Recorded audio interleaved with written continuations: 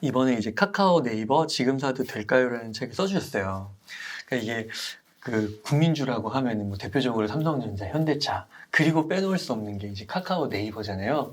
그래서 이 책에 관심들이 되게 많으실 것 같은데 개략적으로 좀 어떤 내용을 좀 담아주셨는지 궁금합니다. 제가 증권부에 와서 가장 많이 받는 질문이 그래서 뭘 사야 되냐는 거거든요. 그러니까 보통은 주식시장에 오신 분들이 공부를 많이 하지 않고 높은 수익을 낼 수 있는 종목을 찾기 때문에 뭘 사야 되는지를 많이 물어보세요. 네.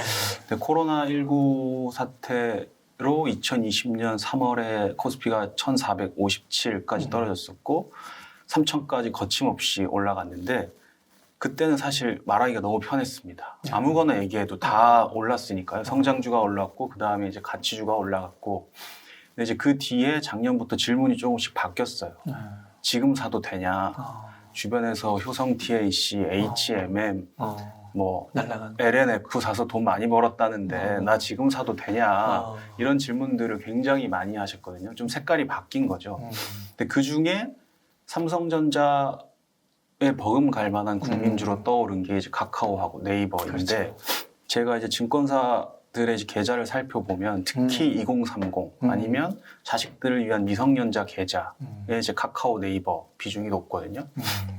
그만큼 이제 오래 투자하고 싶은 종목, 뭐 자식에게 물려주고 싶은 종목 이렇게 이제 장기 투자 종목으로 이제 카카오 네이버를 바라보시는 분들이 많다는 건데 그걸 이제 지금 사도 되는지를 이제 궁금해하시는 분들이 너무 많아서 그러면 그에 대한 해답을 조금 더 친절하고 성의 있게 해보자라는 게 이제 이 책의 취지입니다. 그래서 뭐 OX 정답을 원하시는 분들은 사실 제가 쪽집게가 아니기 때문에 지금 사라 이렇게 말씀드리긴 좀 어려운데 그건 사실 펀드 매니저분들도 굉장히 어려워하는 그렇죠. 포인트거든요. 누가 맞추겠어요? 타이밍을 맞추는 건. 하지만 그러기 위해서는 좀 배경 지식이 필요하고 그렇죠. 왜 플랫폼 기업이 성장했고 왜 성장성이 남아있는지를 좀 같이 공부해보자.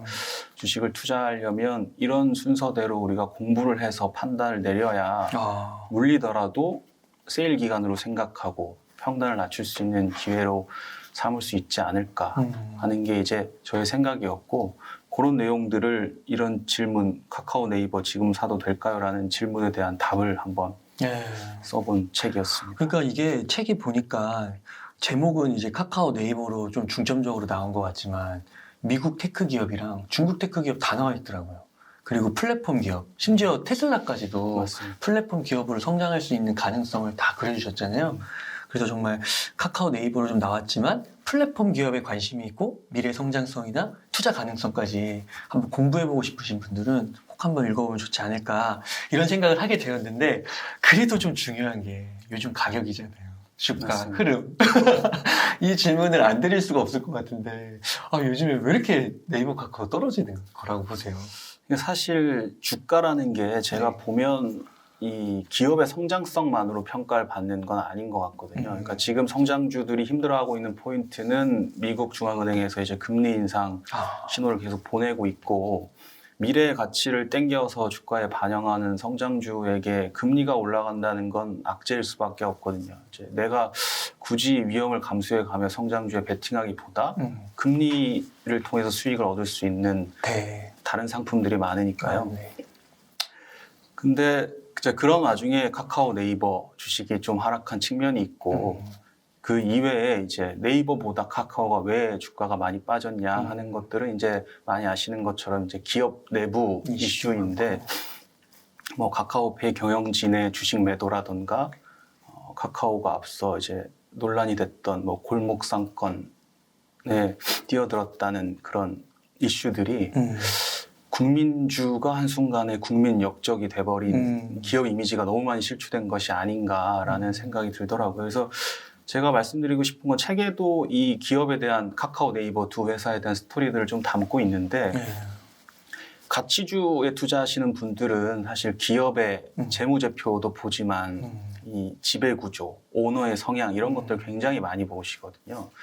그래서 지금 두 종목이 빠진 건 시장의 영향이 크다. 하지만 카카오가 더 빠진 건 회사 내부 이 기업 경영 철학, 이 오너가 가지고 있는 생각 네. 이런 것들이 맞물려서 한 40% 정도 빠졌을 텐데 네, 많이 빠졌죠. 엄청 빠졌죠. 네. 그래서 그게 아마 네이버는 과거에 골목상권 침해 논란을 한 차례 경험을 겪었죠. 했고 아, 카카오는 이제 그걸 지금 거고. 매를 맞고 있는 것인데 이 두 이해진, 김범수라는 분의 성향 차도 사실 이번 주가락에 큰 영향이 좀 있거든요. 그러니까 책에 자세히 소개가 되어 있긴 하지만 이제 두 분은 뭐 서울대 86학번, 그다음에 삼성 동기. 동기, SDS 삼성 SDS 입사 동기, 네. 그리고 이제 네이버 카카오를 창업한 두 분. 그래서 어떻게 보면 두 분의 삶의 궤적이 굉장히 같아 보이는데 네. 제가 보기엔 굉장히 다른 분이거든요. 그래요? 그러니까 김범수 의장은 삼성이라는 회사를 다니다 본인의 꿈을 위해 회사를 때려치고 나오죠. 그리고 회사 창업 자금을 마련하기 위해 삼성 출신이 한 첫 사업이 한양대 앞에 있는 PC방을 차린 거였어요. 야, 근데 진짜 놀라운 것 같아요. 일반 사람들이 하기 쉽지 않은 선택이잖아요.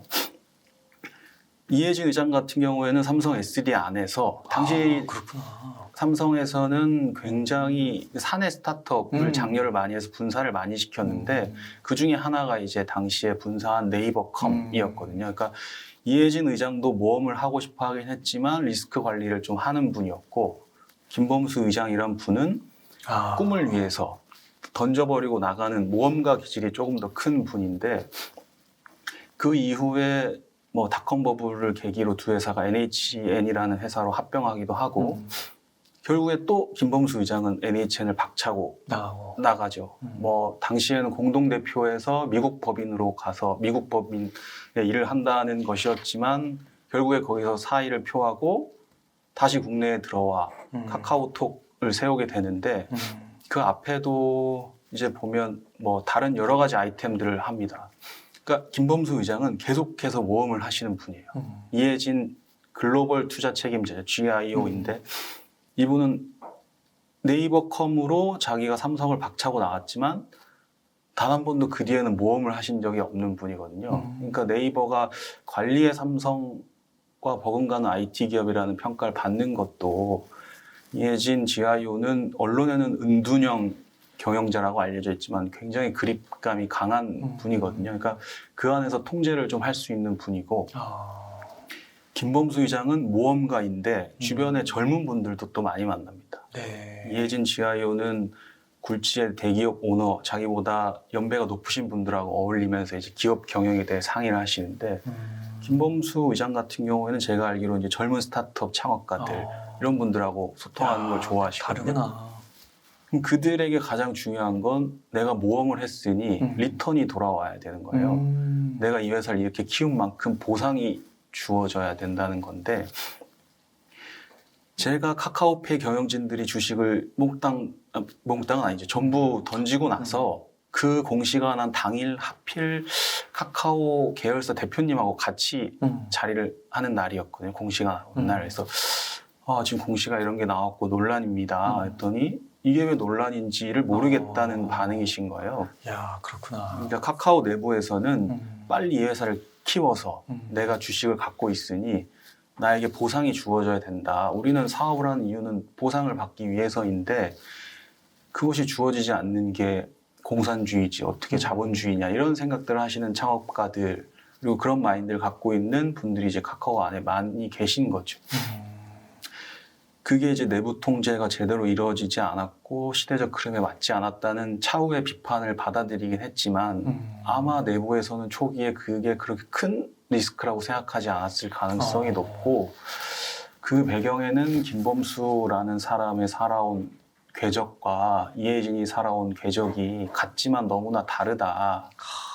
그렇기 때문에 지금 이 주가 차이도 그런 내부 통제가 되었느냐 안 되었느냐의 차이가 있다라는 게 이제 저의 생각이고 이게 잘 관리가 된다면 많이 빠진 주식이 더 제자리를 찾아갈 가능성이 높기 때문에 지금 들어가신 분들은 조금 더 뭐 다른 요인들을 배제하면 반등 여지가 조금은 있다.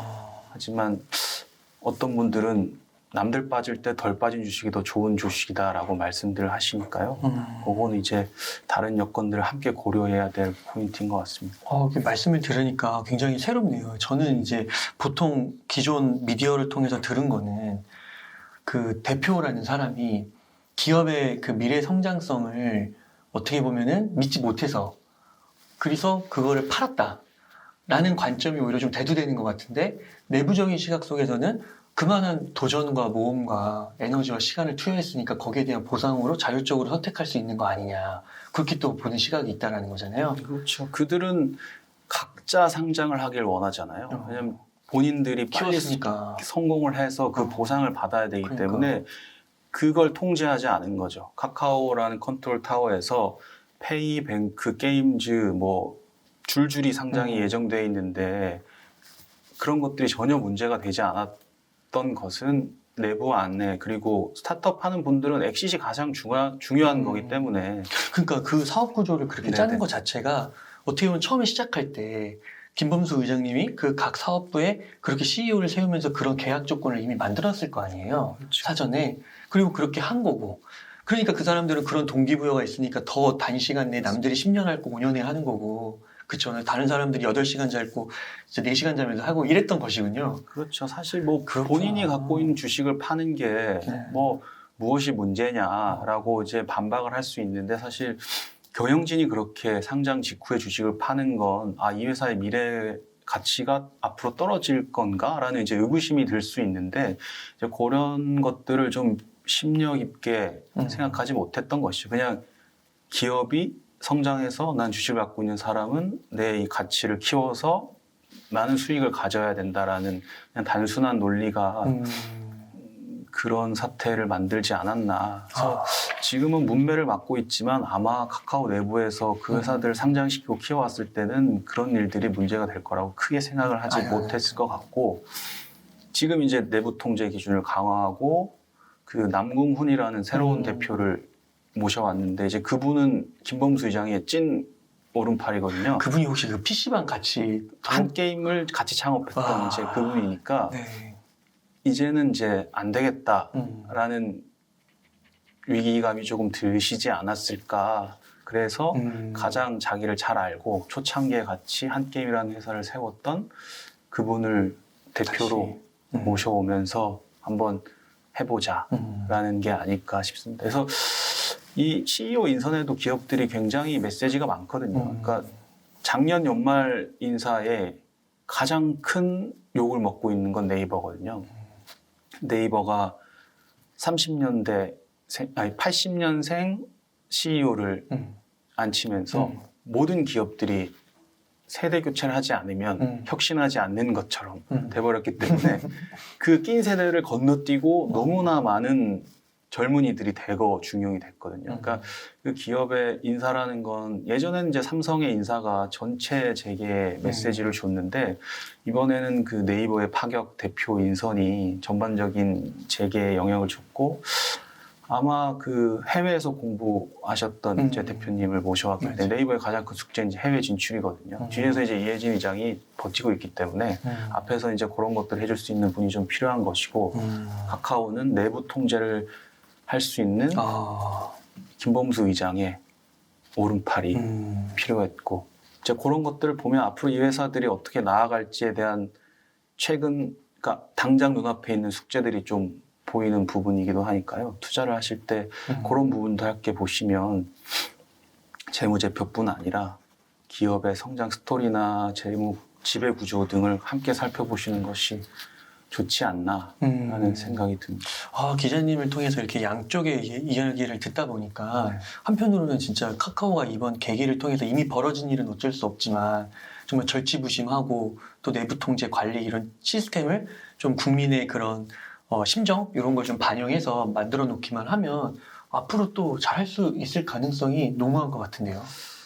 그러니까 사실 기업이 이미지가 나빠지는 건 한순간이라 뭐 카카오가 눈에 보이지 않는 이 무형의 손실이 얼마나 큰지는 계산이 되지 않겠지만 아마 이번에 엄청난 타격을 입었을 것이거든요. 그러니까 그걸 되돌리는 데는 조금 시간이 걸릴 텐데 이미 여러 가지 사업에서 준비들이 잘 되어 있고 해외에서도 조금씩 성과를 내고 있기 때문에 이미지 쇄신을 하고 성과를 낸다면 조금은 나아질 개선의 여지가 있지 않을까 싶습니다. 그 카카오랑 이해진 그 두 대표가 그 삼성 그 다닐 시절에 그때가 이제 이건희 회장님일 네네. 때고 그 이건희 회장님이 가전제품을 엄청나게 태웠었잖아요. 그거 불량품 만다고. 맞습니다. 그럼 그걸 절치부심해서 쫙 올라가게 되는데 약간 그런 느낌이 나네요.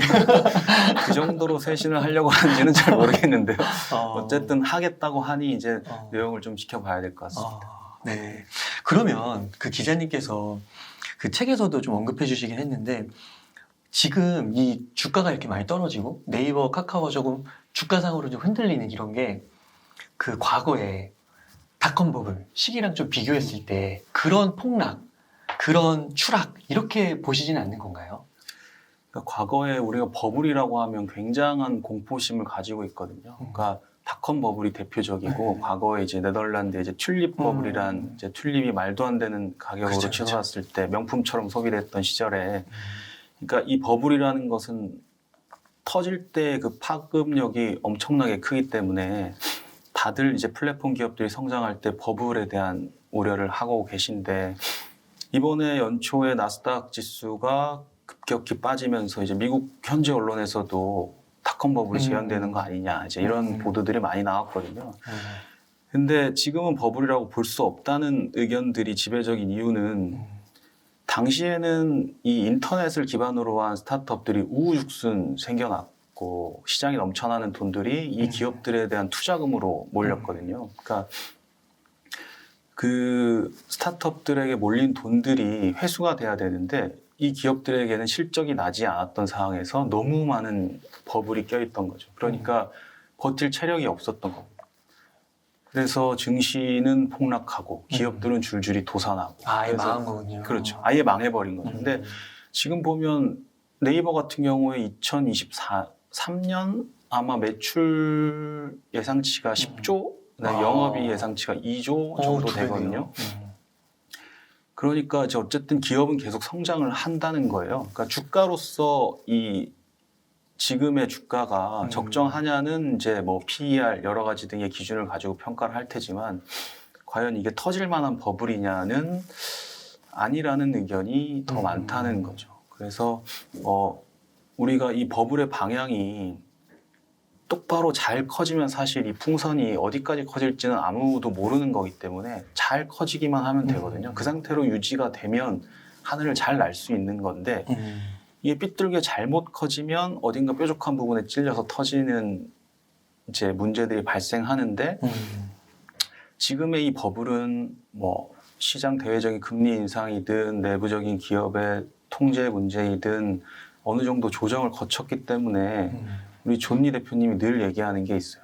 그냥 올라가기만 하는 주식은 안 좋은 주식이다. 어차피 우리가 오래 투자할 거기 때문에 싸게 사야 돼. 지그재그로 오래오래 올라가는 주식이 좋은 것이다. 그래서 지금 이 네이버 카카오가 버블이냐라고 하면 저는 버블은 아니다. 이미 조정을 받았다라고 생각을 하고 플랫폼 기업 같은 경우에도 제가 이제 책에 소개하긴 했지만 디어유 이런 메타버스 팬 플랫폼은 한 40% 빠졌거든요. 그것도 메타버스 열풍 이후에 그런 것들은 이제 조금 가파르게 오른 측면이 있는데 좀 나중에 또 얘기할 기회가 있겠지만 이제 메타버스 시장에 대한 기대를 한다면 또 그거 역시 지금이 투자를 하기에 좋은 시점일 수도 있다. 야. 그래서 결론은 아직은 버블은 아닌 것 같다. 그리고 유명한 버블 관련된 학자들이 많거든요. 미국이든 일본이든 그분들이 똑같이 얘기하는 게 있습니다. 버블은 터질 때까지 아무도 모른다.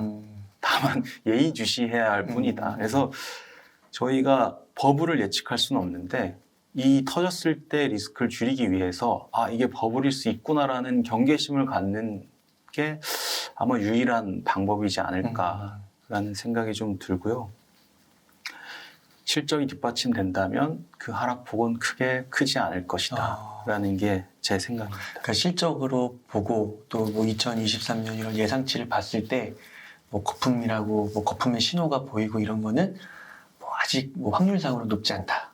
그 정도로. 지금 이제 미국 장에서도 보면 아마존이 실적이 좋으니까 나스닥 지수도 같이 오르고 페이스북이 메타로 바꿨지만 실적이 안 좋으니까 주가가 떨어지잖아요. 그러니까 지금 같은 시기는 실적이 뒷받침되느냐 안 되느냐가 굉장히 중요한 시기라서 기업들의 실적을 살펴보면 뭐 국내 기업은 물론이고 해외 기업들의 이익 전망치가 나쁘지 않기 때문에 괜찮아 보입니다. 그러니까 그 닷컴 버블도 사실 생각해 보면은 뭐 기업의 뭐 80%가 사라졌다 뭐 이렇게 봐도 20% 남았던 거잖아요. 그리고 그 20%가 살아남은 그 중에 아마존이 있었던 거고, 그리고 걔네가 이제 엄청난 주가 상승 몇천 배를 상승하게 되는 거고. 근데 네이버, 카카오는 그런 사라질 기업에 분류되는 것보다는 어떻게 보면 국내에서 맞습니다. 생존하는 그 범위에 들어갈 가능성이 더 높다. 이미 네이버는 당시에 이제 한 게임하고 합병을 하고 또 경쟁력을 키웠고 그 이후에 이제 코스닥에 상장해서 NHN이 뭐 시총 5조까지 가기도 했고요. 그런 위험한 순간들을 이미 경험을 했던 기업이기도 하고 아마존 같은 경우에도 90년대 후반에 처음 상장을 했을 때 공모가가 아마 $18 정도였거든요. 그리고 나서 주가가 더 빠졌어요. 지금 보면 $18가 굉장히 싸 보이는데 당시에 한 $2 정도까지 떨어지거든요. 지금 $3,100 뭐 이런 정도 수준이니까 야, 1,500배. 뭐 엄청난 일인 거죠. 그래서 이 기초 체력이 튼튼한 기업들은 뭐 성장주들이 어차피 미래 가치에 대한 평가를 받는 것이기 때문에 뭐 PER 등으로 평가를 받지 못하는 경우들이 많고 그렇기 때문에 뭐 이 꿈을 가지고 주가를 평가해야 된다는 이제 PDR이라는 개념도 나오긴 했잖아요. 근데 PDR의 시대는 제가 봤을 때 코로나 이후에 조금 이제 지난 것 같고 이제 실적으로 평가받는 시대가 왔다. 그렇기 때문에 실적이 좋은 기업들이 많고 버블이라고 하기에는 아직은 좋은 부분들이 많이 남아있다. 이렇게 생각이 듭니다. 그런 의미에서 좀 이런 현재 이슈가 좀 있지만 뭐 현금 여유가 되시는 분들은 좀 뭐 분할 매수 조금씩 뭐 사는 것도 크게 나쁘지 않을 것 같다. 그래서 저는 돈을 번다는 얘기를 철저히 믿거든요. 이번에 설 연휴 전에 코스피가 2,600을 내려왔을 때, 2,700이 깨지고 내려왔을 때 제가 이제 친한 펀드 매니저분들한테 전화를 돌렸거든요. 네. 부자들은 지금 주식을 사기 시작했다는 거예요. 그러니까 현금을 어느 정도 갖고 있다가 2,700을 깨고 내려오니까 매니저들은 공부를 계속하는 분들이잖아요. 우리가 계산하는 길을 두드려 보니 이제는 사도 될 것 같다라는 시그널을 주고 그분들도 오래된 학습 경험이 있거든요. 언제 사야 되는지에 대한 지식도 있고 감도 있으신 분들이라 많이 빠진 우량 성장주, 그다음에 코스피 레버리지 ETF 이런 것들 이제 분할 매수하셨어요. 물론 이제 오늘은 주가가 좀 빠지지만 설 연휴 지나고 나서 조금씩 반등해서 2,700선을 올라왔는데 그런 분들이 이제 코스피 레버리지 ETF를 사서 수익을 얻으셨을 것이고 성장주, 많이 빠진 우량 기업들을 투자하신 저점에서 담은 분들은 언제나 게임에서 이길 수밖에 없는 이런 승부이기 때문에 많은 전문가분들이 얘기하시지만 내가 좋은 주식이라고 골랐으면 빠졌을 때를 평단을 낮추는 세일 기간으로 삼는 게 맞는 것 같습니다. 그러니까 이게 많이 들었잖아요. 그 떨어질 때 공포 때문에 못 사는데 사실 그걸 역행해야 돈을 번다는 걸 배웠는데도 잘 안 되는 거죠. 그건 이제 재산을 몰빵하거나 내가 공부 없이 안 좋은 주식을 너무 많이 가지고 있거나 그러니까 뺄 수가 없는 거죠. 이미 하다가 조금 버티면 괜찮지 않을까 했는데 이 마이너스 20%면 본전 생각이 나기 때문에 이걸 뺄 수 있는 사람이 많지 않거든요. 그러니까 가장 중요한 건 종목을 고르는 것 그리고 그 앞에 필요한 것이 공부. 그래서 제가 이 책에 대해서 플랫폼 기업에 투자하려면 그 플랫폼이 무엇인지 그런 기업들은 어떻게 성장을 했는지부터 알아야 된다는 게 이제 제가 드리고 싶은 말씀 중에 주요 부분이 그런 부분이긴 합니다. 그러면 좀 궁금해지는 게 그 네이버, 카카오가 앞으로 계속 성장할 가능성 높다고 보셨잖아요. 혹시 그 사업 활동 좀 이렇게 돈을 좀 많이 벌 것 같은 그런 활동이 좀 언급해 줄 수 있으실까요? 그러니까 지금 보면 사실 카카오는 이제 국민 메신저 카카오톡으로 시작을 했고 음. 네이버 같은 경우에는 이제 초록색 검색창 이제 포털로 시작을 했는데 여전히 그 카카오톡 기반의 광고 수익, 네이버를 통한 광고 수익이 이들의 매출의 상당 부분을 차지하고요. 근데 이 광고 수익의 한계를 보여주는 것이 이제 최근에 나온 그 페이스북의 실적일 텐데 페이스북이 본인들의 성장성의 한계를 느꼈고 인터넷, 모바일 혁명에 뒤이을게 메타버스다라고 해서 이제 사명까지 바꿔가면 이제 새로운 시장에 뛰어들었는데 기존의 SNS로 벌어들이던 광고 수익에는 한계가 왔고 새로운 메타버스 사업을 하려면 투자를 해야 되기 때문에 이 사이에 갭이 뜨는 시점이 이제 지금인 것인데 그래서 돈을 더 많이 넣어야 되는데 그렇죠. 벌어들이고 있는 와중에 투자를 했으면 좀 괜찮을 텐데 이번 실적이 굉장한 실망감을 주고 페이스북이 한계에 부딪힌 게 아니냐라는 평가가 나오는 게 이제 그런 것들 때문이었는데 카카오 네이버 역시 이제 광고 수익 비중이 높기 때문에 이걸 어떻게 체질 개선을 하느냐가 굉장히 중요한 거거든요. 이제 카카오 같은 경우에는 카카오페이, 그다음에 게임즈 이런 자회사들 실적이 좋아요. 그래서 여기서 벌어들이는 돈들이 있고 김범수 의장 같은 경우에는 가상화폐에 본인이 직접 관여를 해서 사업을 키우고 있거든요. 그거 저기 뭐더라? 과거에는 이제 클레이튼이었고, 네네. 그래서 이제 가상화폐에 대해서 많은 심혈을 기울이고 있는 NFT도 그렇고, 그다음에 이제 네이버 같은 경우에는 클라우드 사업에 뛰어들어서 거기서 수익을 좀 내고 있고, 그다음에 웹툰 같은 이제 콘텐츠 사업에서 수익을 내고 있고요. 그다음에 쇼핑도 잘하잖아요. 네, 쇼핑 뭐 거기도 이제 네이버 페이 쇼핑은 쇼핑. 잘하고 있고 이제 나머지 이제 미래 기술로는 이제 클라우드, 그다음에 이제 메타버스 이렇게 네, 하고 있어서 이런 실적들이 어떻게 나오는지가 굉장한 중요한 포인트가 될 수 있을 것 같습니다.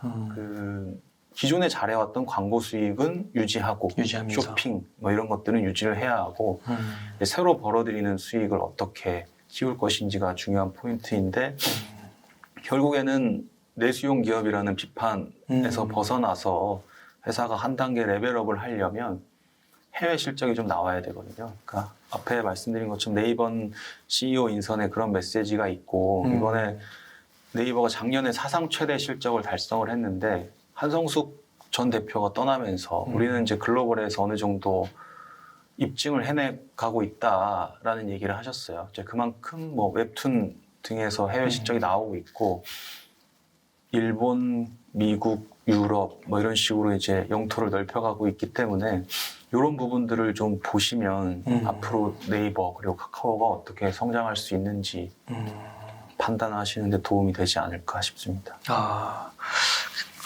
확실히 그 매출 앞으로 예견하는 그 기대치도 올라가는 것 같고, 예, 성장을 잘 할 것 같네요. 그래서 구체적인 사업 단위가 그 궁금하신 분들은 책에 또 잘 나와 있으니까 그런 걸로 좀 한번 확인해 보시면 어떨까 싶습니다.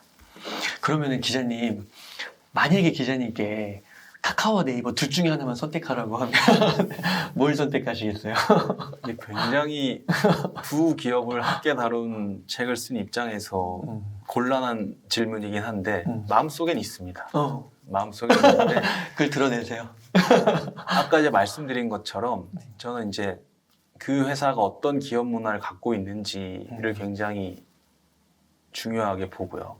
그리고 많이 빠져서 가파르게 반등하는 걸 바라기보단 위험한 순간들이 왔을 때 덜 빠지는 종목들을 저는 개인적으로도 좋아하거든요. 그러니까 어차피 장기 투자를 할 거라면 조금 더 안정적이고 리스크가 덜한 종목이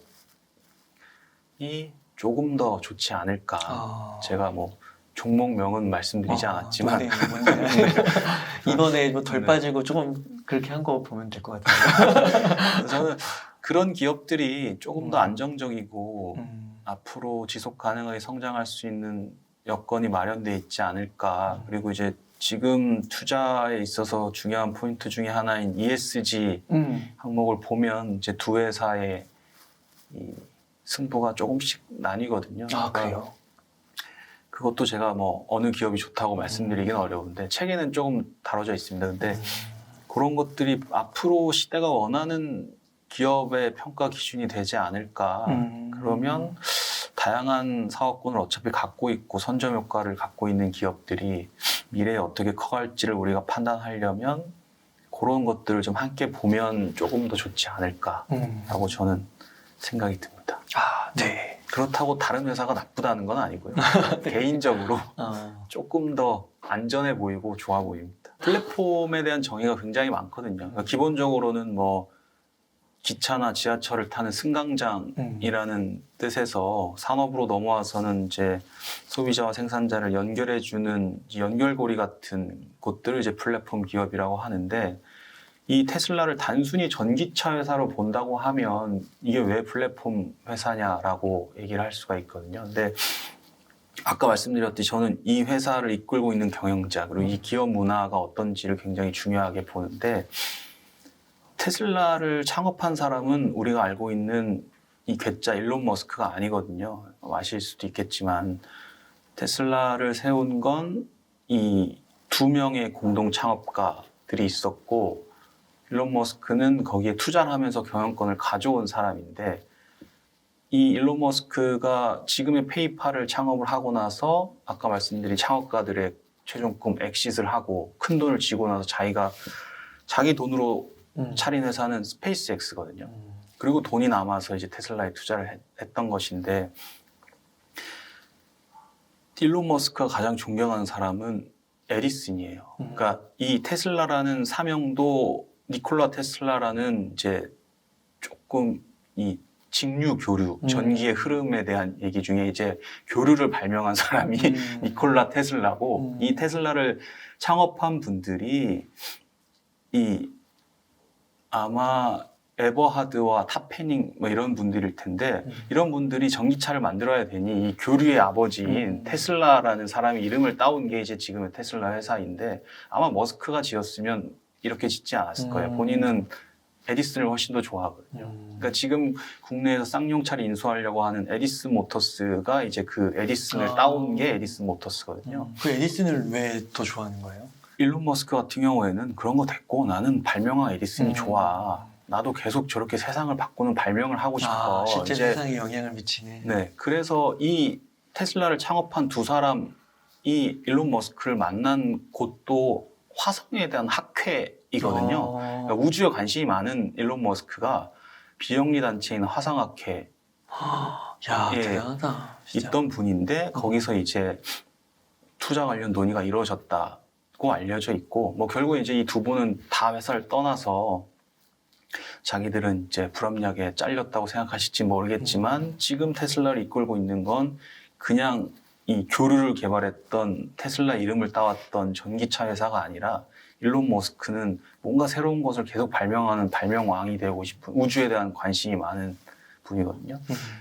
그러니까 이분이 하고 싶은 건 지구와 우주를 연결하고 땅과 하늘을 연결하고, 그래서 플라잉카, 우주선, 뭐 내 일상과 출퇴근을 연결시켜주는 모빌리티도 자율주행이 돼야 된다.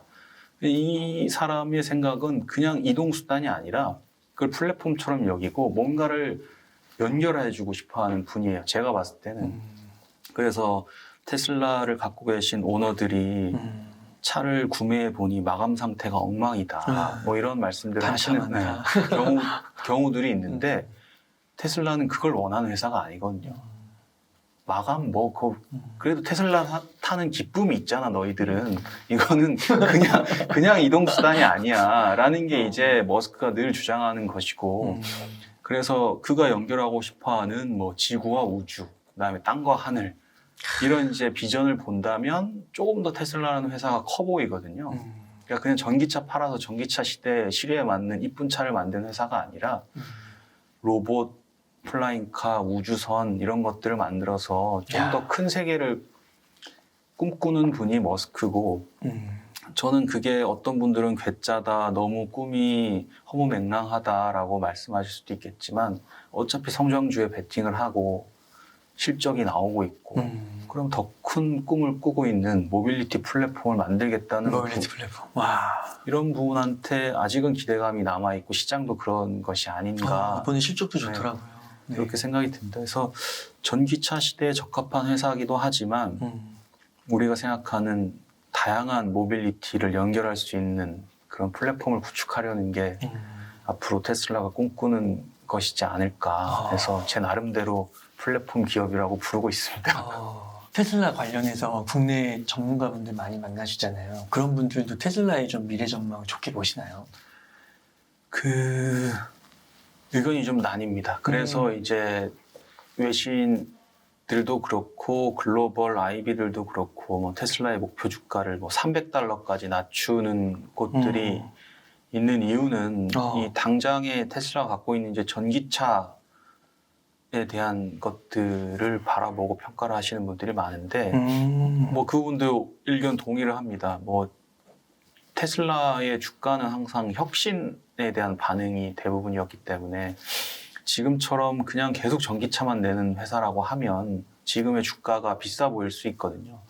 주당 $1,000까지 치솟았을 때 고평가 논란이 일었던 것도 전기차 회사로서 밸류에이션이 그만큼 안 나오기 때문에 그런 것인데 그 다른 여러 가지 사업들을 묶어서 판단을 한다면 테슬라가 나아갈 수 있는 방향이 좀 더 여전히 남아있다라는 얘기들을 하시는 분들이 좀 더 있는 것 같고 그 대신 목표 주가는 조금 낮춰져 있는 부분들이 있습니다. 그건 이제 테슬라가 너무 가파르게 올랐다는 평가들이 우려로 작용했기 때문에 그런 것인데 아까 네이버, 카카오도 다음 스텝에서 어떤 성장을 보여주느냐가 이제 주가에 영향을 미치는 것처럼 테슬라도 그 다음에 무언가 한 방이 또 있어야 되거든요. 그걸 위해서 고민을 할 텐데 아직은 보여줄 것이 더 많은 회사이지 않을까. 그래서 제 주변에 증권사 다니시는 분은 증권사가 아니죠. 운용사에 계신 분은 해외 주식을 하시는데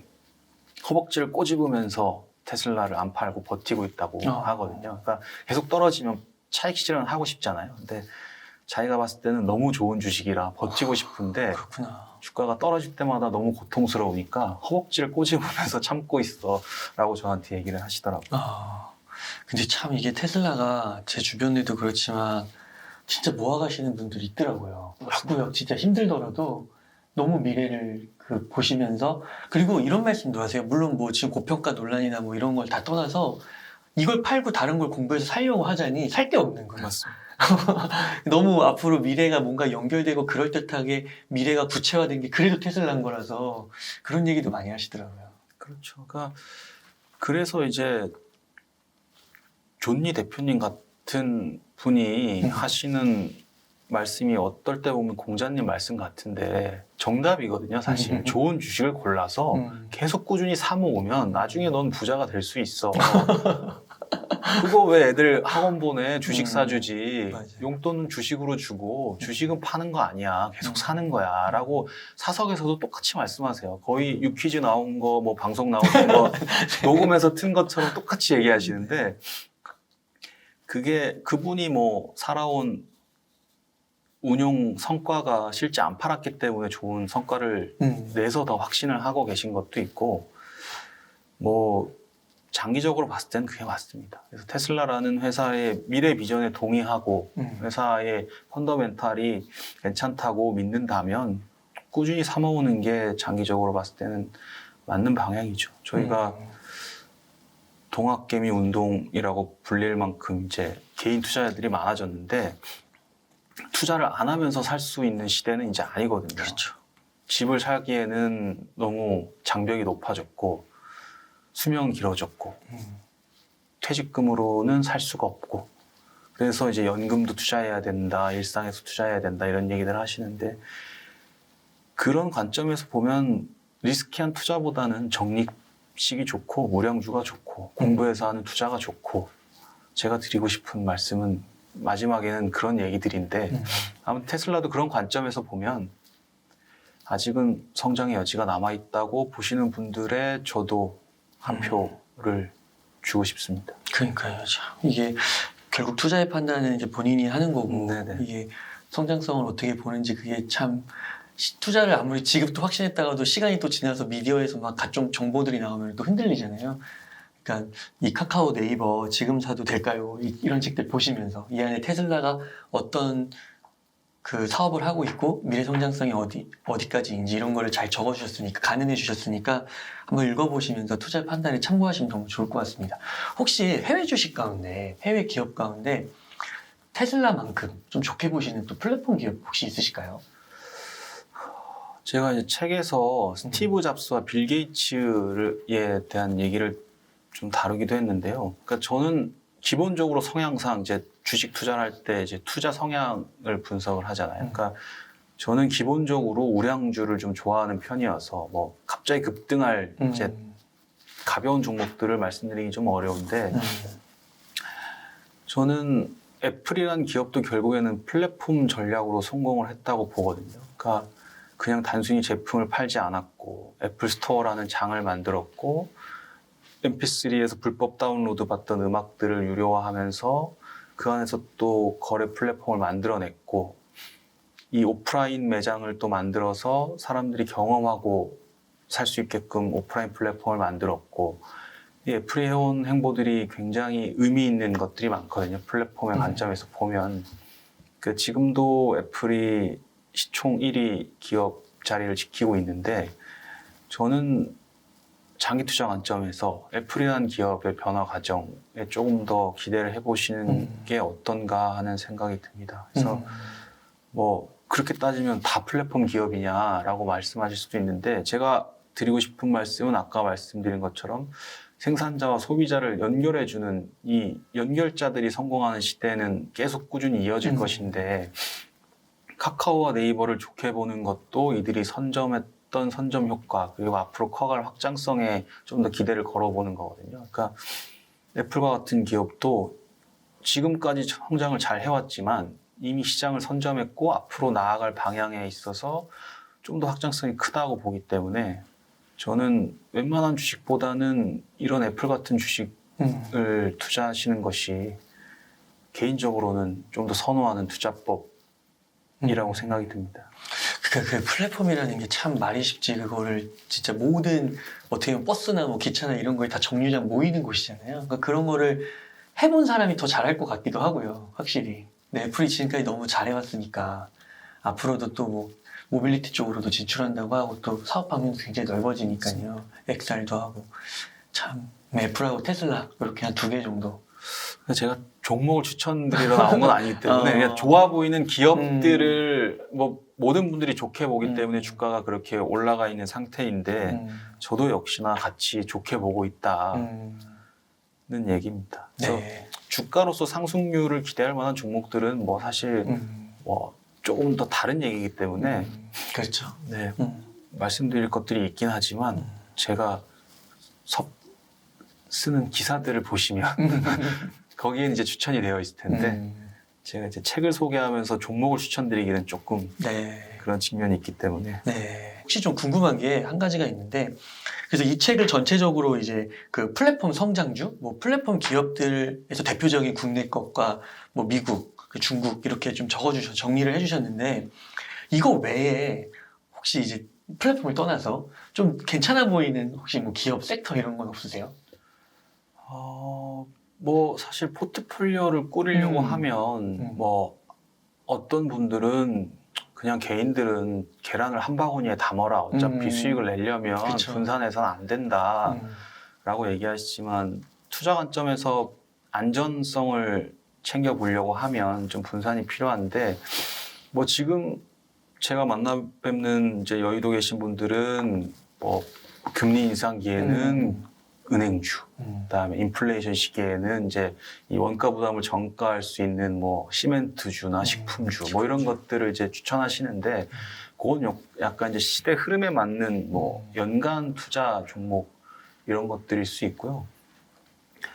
저는 아까 말씀드린 메타버스 관련된 테마가 아직까지는 그 미래 SS를 창업하신 우리 박현주 회장이 늘 이제 혁신에 투자하라라는 얘기를 많이 하시고 2017년에 플랫폼 레볼루션이라는 책이 나왔을 때 그 책을 보고 플랫폼에 투자해야 된다. 그리고 나서 이제 지나고 나서 그 봐라 내가 그 책 보고 플랫폼에 투자하라고 했지 그랬으면 다 부자 됐을 거야. 그때만 투자했어도. 이런 얘기를 하시는데 늘 그런 뭐 미래에셋이 테마형 ETF를 많이 내고 있는 것도 이제 그런 것이고 그 시대를 이끄는 테마들이 있거든요. 그러니까 그런 테마를 쫓아가야 뭐 전기차도 그렇고 뭐 지금은 조금 주춤하긴 합니다만 신재생도 그렇고 테마를 쫓아가는 것들이 뭐 그나마 시대의 흐름에 맞춘 투자라고 생각이 드는데 메타버스 분야가 저는 개인적으로 좀 괜찮아 보이고 다만 이제 이미 많이 올랐기 때문에 부품, 뭐 반도체, 그다음에 소프트웨어 이런 식의 좀 스텝을 고려해서 투자를 하면 장기적으로는 괜찮아 보인다는 말씀을 좀 드리고 싶고요. 예.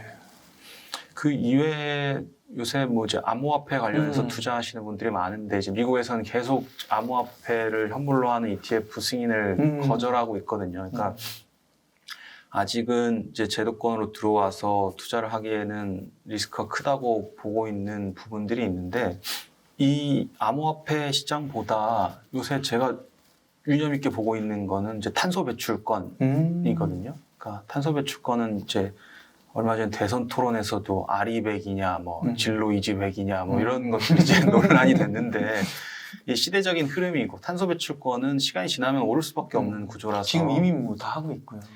이미 올랐지만 앞으로 조금 상승 여지가 남아 있거든요. 그러니까 뻔히 보이는 상승 가능성들이 있는 테마가 이제 탄소 배출권이라는 이제 친환경 테마들이 있는데 이제 그런 부분들도 좀 유념해서 보시면 좋을 것 같고 탄소 배출권은 이 급락하는 장에서도 계속 상승했거든요. 아, 그랬어요? 네. 보시면 탄소 아, 배출권은 그렇구나. 이 리밋이 정해져 있는 거기 때문에 제가 봤을 때는 수요가 늘어날수록 가격이 오를 수밖에 없는 굉장히 단순한 구조를 가지고 있거든요. 그러니까 이 상품들이 작년에 나왔을 때 저희 신문에서 크게 보도를 자세히 다룬 적이 있는데 그 내용을 보시면 알겠지만 이게 거래가 이루어지는 것이기 때문에 공급량은 제한이 되어 있고 그렇다면 이제 가격은 오를 수밖에 없다. 그래서 여기에 투자하면 무조건 어느 정도의 성장률을 가져갈 수밖에 없는 상품이기 때문에 그런 것들도 이제라도 좀 관심 있게 보시면 좋을 것 같다는 생각이 듭니다. 그럼 탄소 배출권에 투자를 한다는 거는 기업에 투자를 하는 건가요? 그와 관련된 ETF들이 나와 있거든요. 그러니까 그런 그렇구나. 거에 투자를 하시면 그 탄소 배출권 거래되는 이 시장의 흐름에 맞춘 수익을 저희가 그건 처음 들어보네요. 네. 그 국내에도 있나요? 네, 국내 운용사들이 뭐 신한 자산운용 등에서 이제 유럽 탄소 배출권 ETF 뭐 이런 것들 내놓은 것들이 있거든요. 그러니까 네. 그런 것들도 좀 관심 있게 보시고 공부가 어렵다 하면 전문가에게 맡기는 펀드 위험을 좀 줄여야겠다 하면 ETF 이런 것들이 사실 그렇죠. 개인적으로는 조금 더 추천을 드리고요. 그렇죠, 그렇죠. 개별 종목을 개인이 공부해서 투자하는 데는 한계가 있는데 공부하지 않을 거면 남에게 맡기거나 ETF를 하시라. 위험을 분산시키는 거죠. 네. 그러면 암호화폐 투자 이런 쪽은 아직은 조금 저는 뭐 기회는 있다고 봅니다. 제가 암호화폐 완전 전문가는 아니어서 뭐 자세히 알 수는 없는데 사실 비트코인이라는 게 최고의 개념을 가지고 와서 뭐 디지털 골드라느니 뭐 안전 자산이라느니 이런 평가들이 시장에 있었고 뭐 인플레이션 시기에 금을 우리가 해지 수단으로 활용하는 것처럼 암호화폐도 그렇게 안전 자산이 될 것이다라고 얘기하시는 분들이 있는데 지금 보면 거의 나스닥 지수랑 동행하거든요. 그렇죠. 해지가 안 됐죠 이번에. 그만큼 이 등락폭이 크기 때문에 위험 자산으로 보는 분들이 많다는 거라 뭐 지금처럼 주식시장이 좀 불확실할 때 가상화폐가 오를 수 있냐 뭐 물론 이제 아마존 실적이 나오고 비트코인이 한 10% 정도 올랐는데 그런 단기 이슈들 이외에 장기적으로는 시장의 불확실성들이 조금 해소가 돼야 이 암호화폐에도 기회가 있지 않을까. 뭐 지금이 많이 빠졌다고 생각하시는 분들은 뭐 투자를 뭐 조금씩은 해보셔도 좋을 것 같은데 뭐 말씀드린 것처럼 안전자산보다는 주식과 비슷한 위험자산에 가깝다.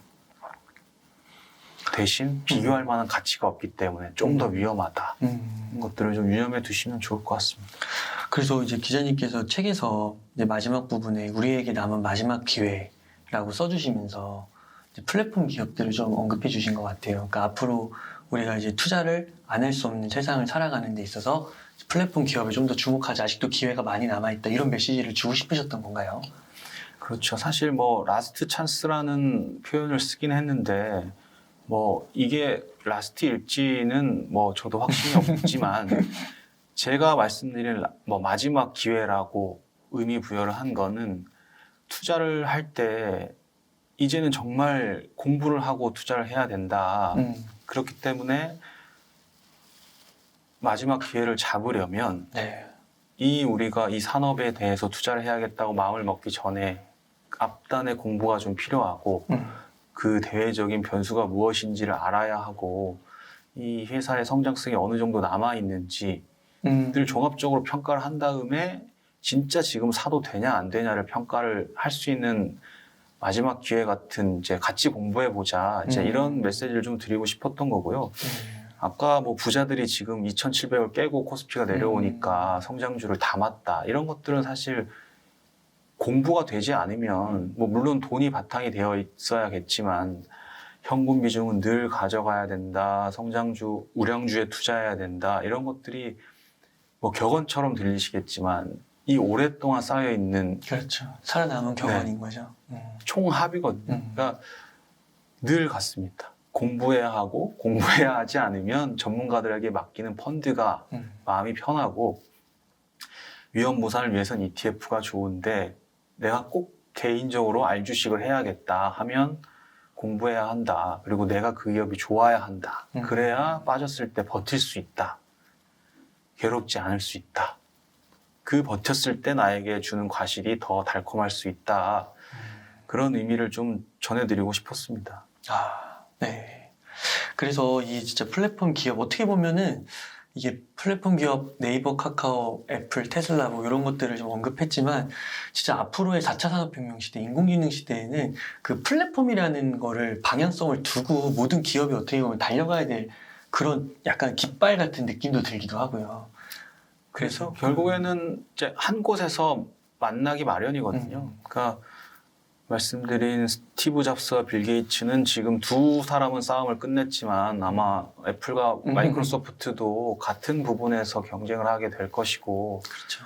뭐 네이버가 리셀 시장에서 크림이란 서비스를 하고 있는 것처럼 중고 거래라는 것들이 이제 당근마켓하고 겹치는 부분이 있고 그러네요.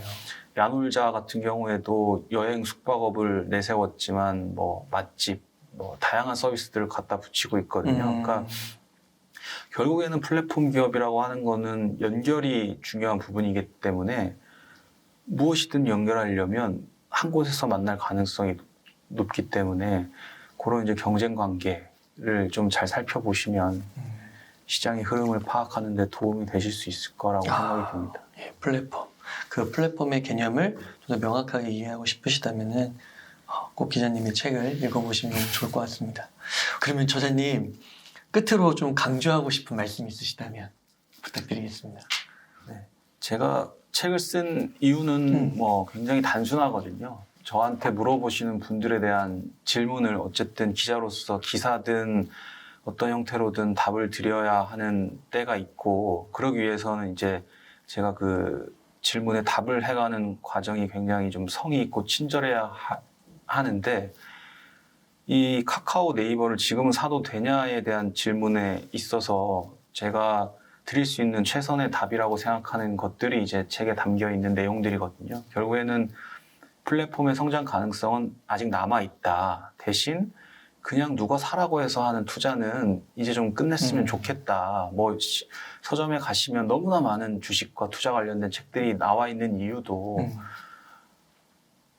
이 기본적인 것들을 알아야 투자에 눈을 뜰 수 있고 아까 말씀드린 대로 빠졌을 때 버틸 수 있고 그렇죠. 장기적으로 내가 그 과실을 가져올 수 있는 베이스를 만드는 거거든요. 그러니까 제가 1월 1일 날 로또를 샀는데 4개가 맞았습니다. 4등, 5만 원. 근데 제가 그냥 서너 번 맞았거든요. 될 때마다 기분이 너무 좋죠. 뭐 1,000원, 5,000원 써서 5만 원을 받으니까. 근데 이게 반복되면 제가 운이 좋은 사람이다라고 생각이 들어요. 근데 또 한 번 내가 이 4개를 맞추려고 하면 어떻게 4개를 맞췄는지 알 방법이 없거든요. 그냥 운입니다. 언제 찾아올지 몰라요. 그러니까 종목을 추천받아서 샀을 때 이 수익이 난다. 운입니다. 주변에 좋은 친구분을 두셨거나 그 타이밍이 어쩌다 잘 맞았거나 그렇죠. 그 운이 한 번 찾아올지 3번 찾아올지 잠깐 왔다 갈지는 아무도 모르는 것인데 우리가 투자도 확률 게임이기 때문에 뭐 로또도 분석을 해서 공부하시는 분들이 있는데 주식은 공부할 여지가 너무 많은데 반드시 하셔야 되고 그러면 조금 더 투자가 즐겁고 우리가 뭐 공모주에 투자해서 소고기 사 먹는다 소소한 행복을 느끼듯이 그 기업을 공부하고 산업을 공부하지 않으면 투자가 아닌 뭐 운을 바라는 요행을 바라는 뭐 복권이나 다를 바가 없기 때문에 그렇죠. 뭐 저도 책 읽는 걸 별로 좋아하지 않아서 늘 책을 보시라는 말씀을 드리기는 그렇지만 투자에 앞서서 관심을 갖고 공부를 하는 것이 굉장히 중요하다. 저도 지금도 계속 하고 있는 것이기도 하고요. 그렇게 했을 때 좀 더 우리가 좋은 투자, 행복하고 기분 좋은 투자를 하시는 분들이 늘지 않을까 하는 생각이 듭니다. 네. 그 플랫폼, 기업, 그리고 카카오, 네이버, 국민주로 떠올랐는데 여기에 투자를 하신다면은 꼭 한번 읽어보시면 좋겠고 뭐 투자를 안 한다 할지라도 앞으로에 있어서 그 플랫폼이라는 거는 영원한 화두처럼 작동을 할 것 같아서 꼭 이 책 한번 읽어보시면 너무 좋을 것 같습니다. 그럼 저자님 한 요 정도에서 오늘 인터뷰 네. 정리해보도록 하겠습니다. 고맙습니다. 이렇게, 이거 많이 하고요. 이렇게 해서 카카오 네이버 지금 사도 될까요를 쓰신 박재원 기자님을 모시고 이야기를 나눠봤습니다. 긴 시간 동안 유익한 인사이트 많이 나눠주셔서 감사의 말씀드립니다. 오늘 고생 많으셨습니다. 네, 고맙습니다.